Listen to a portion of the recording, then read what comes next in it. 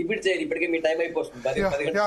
చరణ్ కౌశిక్ గారు సార్, ఇక్కడ చాలా స్పష్టంగా ఇలాగ శరత్ గారు మాట్లాడుతూ కాంగ్రెస్ పార్టీ వాళ్ళని పార్లమెంట్ లో సస్పెండ్ చేశారు.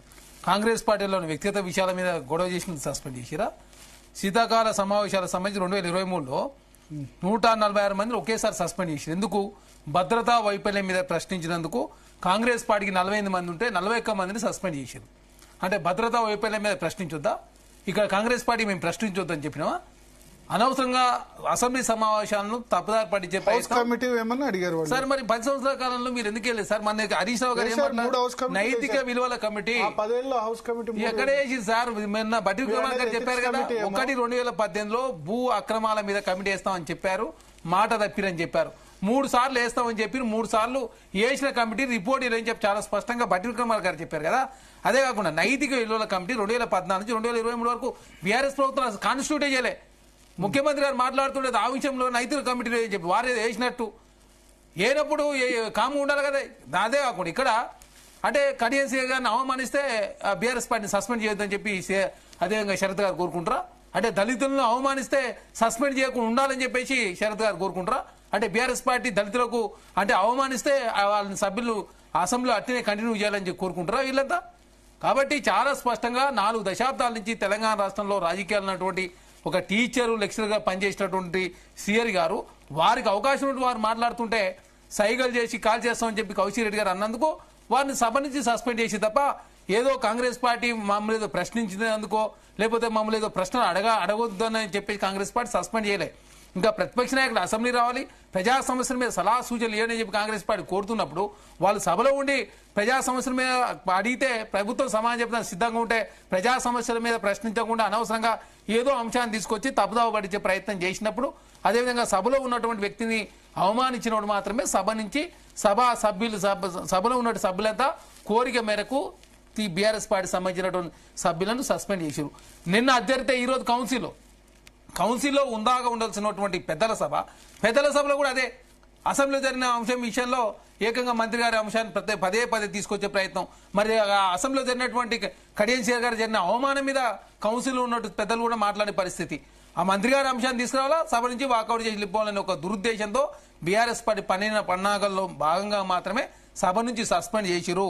అదే కాకుండా నైతిక కమిటీ దాని విషయంలో ఖచ్చితంగా చర్యలు తీసుకుంటారు. కౌశిక్ రెడ్డి గారు అనే వ్యక్తి తన మన అనే భేదం ఏముంటుంది, దాంట్లో బీఆర్ఎస్ పార్టీ నుంచి సభ్యులు ఉంటారు, కాంగ్రెస్ పార్టీ సభ్యులు ఉంటారు, అదే ప్రతిపక్షాలకు సంబంధించిన సభ్యులు ఉంటారు. కాబట్టి పొంగులేటి మీద ఒక ఆరోపణ చేస్తున్నారు, దాని మీద వేయొచ్చు కదా సార్. ఇప్పుడు సిబిసిఐడి ఎంక్వైరీ చేశారు అంటే మళ్ళీ పోలీసులు సార్. ఇక్కడ చాలా స్పష్టం, అదే పెద్ద అంశం అండి. నాకు అర్థం కాక మీరేమో త్రిబులోన్ జీవోలో ఫామ్ హౌస్ హరీష్ రావు గారు మొయినాబాద్ లో పెట్టుకోవచ్చు, కేటీఆర్ గారేమో పిరంగినాలను డిస్టర్బ్ చేసి జనవాళ్ళలో ఫామ్ హౌస్ ఉండొచ్చు, ఆ పక్కనే ప్రతిమా శ్రీనివాసరావు గారికి సంబంధించి ఆర్ఎంసీ నడవచ్చు, ఆ ముందుకు పోతే ఒట్టినాలపల్లిలో సంతోష్రావు గారి ఫామ్ హౌస్, ఆ ముందుకు పోతే శంకర్పల్లిలో కలవపుర గారి ఫామ్ హౌస్, అదే కాకుండా జేబేట్ ఇంజనీరింగ్ కాలేజీ అక్కడనే ఉంటుంది మొయినాబాద్ లో, అదే పల్లరాజరెడ్డి విజయ్ ఇంజనీరింగ్ కాలేజ్ అనుమతి లేకుండా అక్కడనే ఉంటది. అంటే బీఆర్ఎస్ పార్టీ సంబంధించిన అదే ఎమ్మెల్యే కూడా ఉన్నాయి కదా సార్. ఇప్పుడు అదే చెప్తా ఉన్నాను సార్, హైడ్రా టచ్ చేయని అన్ని అక్కడనే ఉన్నాయి.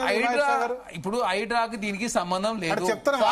దయచేసి పట్నం మహేందర్ రెడ్డి, వివేక్ వెంకటస్వామి, పొంగులేటి శ్రీనివాస్ రెడ్డి దయచేసి అర్థం చేసుకోవాల్సిందంటే త్రిబులోన్ జీవోలో నిబంధనలు ఉన్నాయి 10%. అసలు ఆగల మీ టైం అయిపోయింది, ఆగన్న ప్లీజ్ దయచేసి మీ ఇద్దరు మాట్లాడితే నేను విన్నాను. ఆగండి 100 గుంటలుంటే 10 గుంటల్లో మాత్రమే కన్స్ట్రక్షన్ చేసుకోవాలి. మరి పల్లరాజరెడ్డి గారు ఇంజనీరింగ్ కాలేజ్ ఎన్ని గుంటల్లో కన్స్ట్రక్ట్ చేసినా చూడండి ఒకసారి. జోగినిపల్లి భాస్కర్ ఇంజనీరింగ్ కాలేజ్ ఎన్ని గుంటల్లో కన్స్ట్రక్ట్ చేసి చూడండి. పిరంగినాలను డిస్టర్బ్ చేసిన కేటీఆర్ మాత్రం మంచోడు.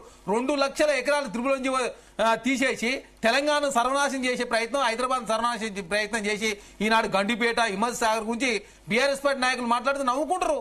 తెలంగాణ సమాజం మీరు హైదరాబాద్ పర్యావరణాన్ని చేసే ప్రయత్నం చేసి ఫార్మసీకి సంబంధించి ఎక్కడ మజ్లిస్ దివాల్సి వస్తుందో అని చెప్పి వీళ్ళు దిగకుండా భయపడుతున్నారు సార్. ఇప్పుడు ఇక్కడ ఎడ్యుకేషనల్ ఇన్స్టిట్యూట్ సకలం చెరువును వాళ్ళు ఆక్రమించారు, ఫాతిమా కాలేజ్ తీస్తే వీళ్ళది కూడా దివాలి కాబట్టి ఎడ్యుకేషనల్ ఇన్స్టిట్యూషన్ ఆపుతున్నారు సార్. ఇక్కడ వాల్టా చట్టం ఉన్నది, అదే కాకుండా తెలంగాణ కారణం ఏం చెప్పారు, ఎడ్యుకేషనల్ ఇన్స్టిట్యూషన్ చాలా మందికి చారిటీ ఉంది కాబట్టి చాలా మంది పోతాయని చెప్పి అది ఓఐసీ దివ్వలేదు కాబట్టి మిగతాది కూడా దివ్వలేదు. ఇట్టేందుకు మల్లారెడ్డి గారిది బఫర్ జోన్ లోనే ఉంది, వారు కూడా అక్కడ ఎవరు మాజీ మంత్రి, అదేవిధంగా బల్గారెడ్డి ఎమ్మెల్యే రాజశేఖర రెడ్డి గారిది ఉన్నది, పల్లరాజేశ్వర రెడ్డి గారికి ఇక్కడ ఉన్నది.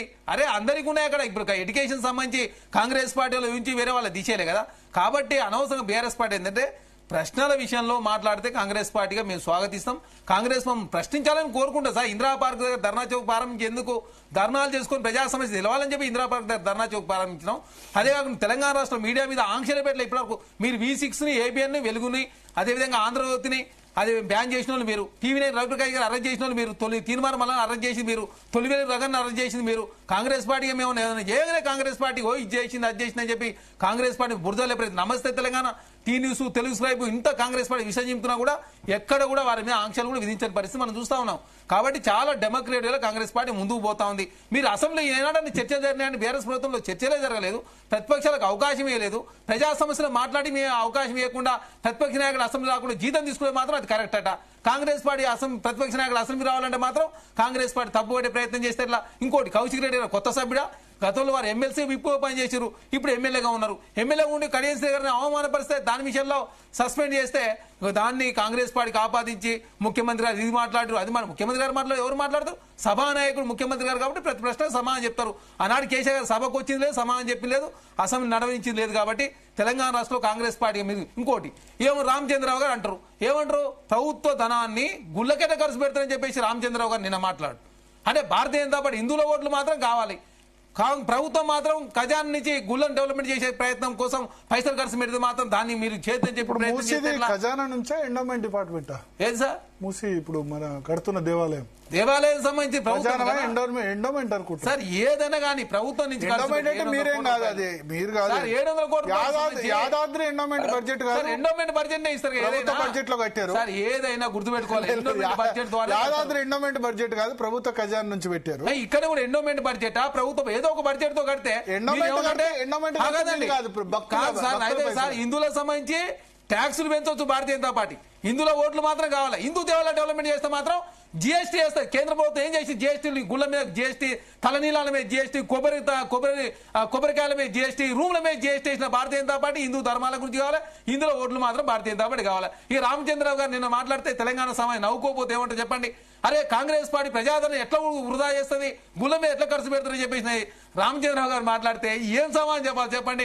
అంటే కాంగ్రెస్ పార్టీ మీ సనాతన ధర్మాన్ని రక్షించే ప్రయత్నంలో భాగంగా మంచిర్యాలలో శివాలయం కడితే ఎక్కడ హిందువులు కాంగ్రెస్ పార్టీకి ఓట్లు వేస్తారు. విష్ణు దేవాలయాలను డెవలప్మెంట్ చేసే ప్రయత్నం జరుగుతా ఉంది. మసీద్ కావచ్చు, చర్చి కావచ్చు, ఇవన్నీ కడుతుంది. మూసి గురించి మూసి ఒకటి కాదు, ఏ అంశమైనా మీ విద్యార్థి కావచ్చు. చెప్పండి భరత్ గారు. ఏంది అసెంబ్లీలో ఎందుకు ఏదో ఒకటి సస్పెండ్ కావాలని చేసినట్టు